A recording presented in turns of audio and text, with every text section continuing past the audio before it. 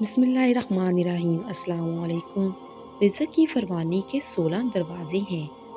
Number 1 نماز، number 2 استغفار، number 3 صدقہ، نمبر 4 تقوی، نمبر 5 نفلی عبادات کی کثرت، نمبر 6 حج اور عمرہ کی کثرت کرنا، نمبر 7 رشتہ داروں کے ساتھ اچھا سلوک کرنا، نمبر 8 کمزوروں کے ساتھ صلح رحمی کرنا، نمبر 9 اللہ پاک کی ذات پر بھروسہ کرنا، نمبر 10 اللہ کا شکر ادا کرنا، نمبر 11 گھر کے اندر مسکرا کر داخل ہوں اور گھر میں داخل ہوتے وقت سلام کریں اور سورۃ اخلاص پڑھو اور نبی کریم صلی اللہ علیہ وآلہ وسلم پر درود پڑھیں اور کوشش کریں کہ جب بھی کوئی مہمان آئے اسے خالی ہاتھ نہ جانے دیں۔